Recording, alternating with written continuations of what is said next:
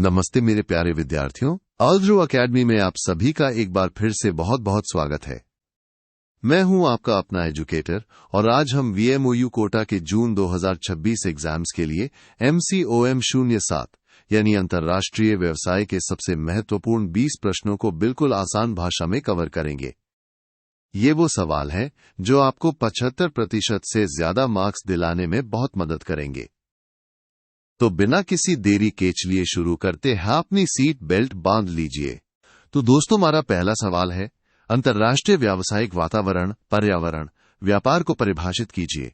और मेरे प्यारे साथियों, ये प्रश्न इतना महत्वपूर्ण है कि ये दिसंबर 2015, 2016, 2018, 2023, 2020 और जून 2016, 2017 में भी पूछा गया है। मतलब है तो रट लेना है। इसका सीधा सा मतलब है कि अंतर्राष्ट्रीय व्यावसायिक पर्यावरण उन सभी चीजों का अध्ययन है, उन सभी घटकों का अध्ययन है जो किसी भी अंतर्राष्ट्रीय व्यवसाय को उसके काम करने के तरीके को प्रभावित करते हैं। आसान है ना? अब आते हैं दूसरे प्रश्न पर। वैश्वीकरण, वैश्विक गांव से आप क्या समझते हैं? और दोस्तों, ये भी बहुत ही ज्यादा इंपॉर्टेंट है। ये दिसंबर 2016, जून 2016, जून 2024, जून 2017, जून 2019 में आया है। मतलब है भी आपके एग्जाम में आ सकता है। तो इसको आप ऐसे समझिए, वैश्वीकरण का मतलब है जब कोई देश अपनी अर्थव्यवस्था को, अपने व्यापार को पूरी दुनिया की अर्थव्यवस्था से जोड़ देता है ताकि व्यावसायिक गतिविधियां और बढ़ें और फैलें। जैसे एक बड़ा सा गांव हो जहां सब एक दूसरे से जुड़े हों। अगला प्रश्न 3, प्रलेखीय साख पत्र से आप क्या समझते हैं? और दोस्तों, ये भी एक सुपर डुपर इंपॉर्टेंट क्वेश्चन है। दिसंबर 2019, 2023, 2022 जून, दिसंबर 2020, जून 2017 में पूछा गया है। इसको बिल्कुल मिस मत करना। प्रलेखीय साख जिसे हम साख पत्र भी कहते हैं, एक तरह की बैंक गारंटी होती है। इसमें बैंक ये आश्वासन देता है कि अगर कुछ शर्तें पूरी हो जाती हैं तो वो भुगतान कर देगा या उसे स्वीकार कर लेगा। ये व्यापार में भरोसा बनाने के लिए बहुत जरूरी है। चलिए बढ़ते हैं प्रश्न 4 की ओर। व्यापार की शर्तों से आप क्या समझते हैं को परिभाषित कीजिए। और साथियों, ये भी एक ऐसा सवाल है जो बार बार पूछा जाता है। दिसंबर 2017, 2023, 2021, जून, दिसंबर 2020, जून 2016 में ये आ चुका है। तो इसे भी अच्छे से तैयार कर लेना।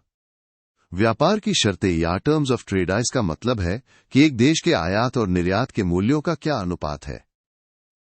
ये हमें बताता है कि किसी देश को अंतर्राष्ट्रीय व्यापार से कितना फायदा हो रहा है। बहुत ही सीधा सा कॉन्सेप्ट है। अब आता है प्रश्न 5, व्यापार संतुलन क्या है? पला को परिभाषित कीजिए। और दोस्तों, ये भी एक बहुत ही पॉपुलर क्वेश्चन है। दिसंबर 2015, जून 2024, जून 2018, जून 2017 में ये पूछा गया है। इस पर भी अपनी नजर बनाए रखिएगा। व्यापार संतुलन का मतलब है किसी देश के जो दृश्यमद होते हैं, यानी वो चीजें जिन्हें हम देख सकते हैं, जैसे सामान, उनके आयात और निर्यात के बीच का अंतर। अगर निर्यात ज्यादा है तो संतुलन अच्छा है। दोस्तों, क्या आप 75% से ज्यादा मार्क्स पक्के करना चाहते हैं? तो फिर देर किस बात की? हमारी पूरी सब्जेक्ट गाइड PDF को अभी डाउनलोड करें। इसमें आपको सारे इंपॉर्टेंट क्वेश्चन, आंसर नोट्स और टिप्स मिलेंगे।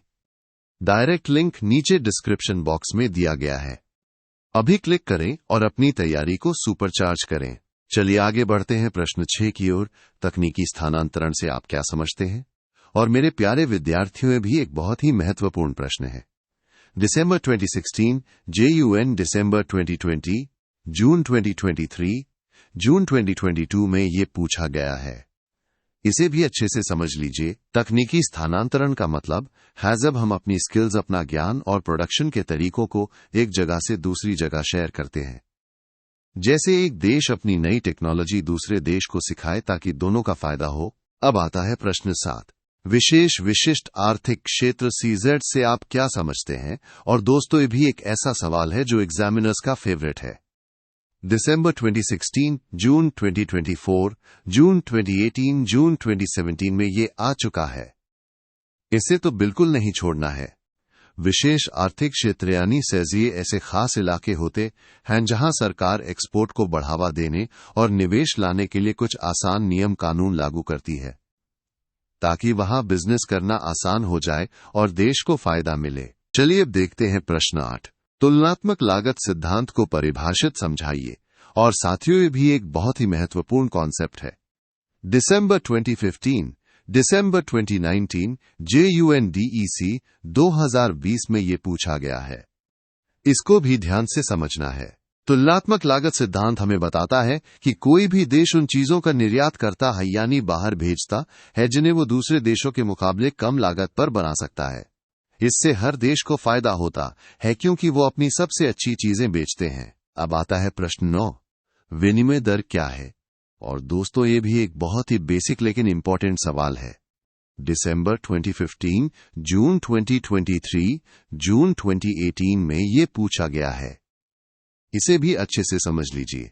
विनिमय दर का मतलब है एक करेंसी का मूल्य दूसरी करेंसी के मुकाबले कितना है। जैसे $1 के बदले कितने रुपए मिलेंगे, ही विनिमय दर है।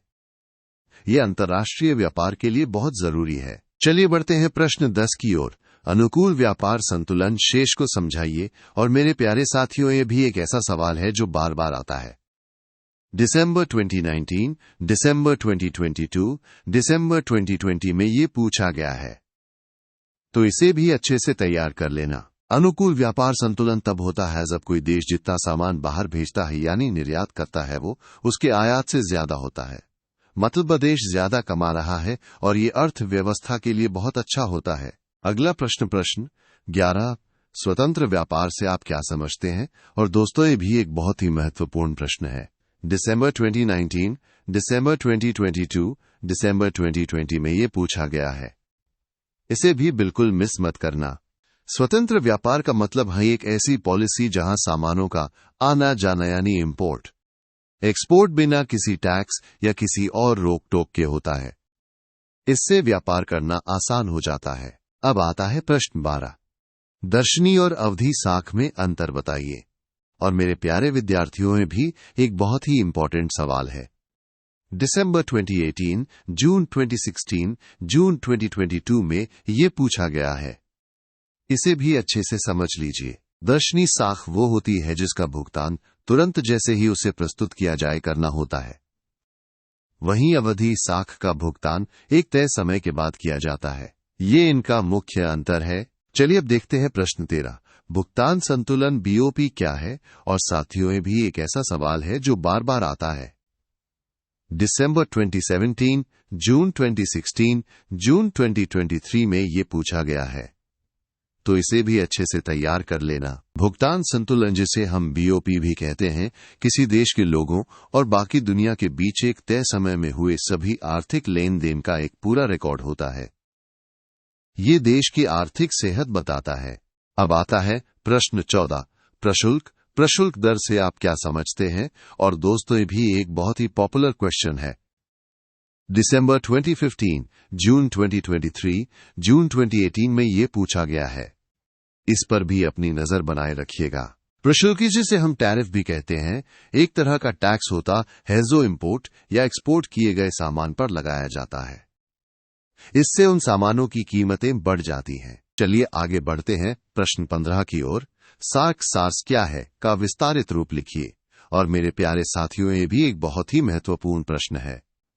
दिसंबर 2016, दिसंबर 2018 में ये पूछा गया है। इसे भी अच्छे से समझ लीजिए। सार्क का पूरा नाम है दक्षिण एशियाई क्षेत्रीय सहयोग संगठन यानी south Asian association for regional cooperation. ये दक्षिण एशिया के देशों का एक संगठन है जो आपस में सहयोग बढ़ाने के लिए बना है।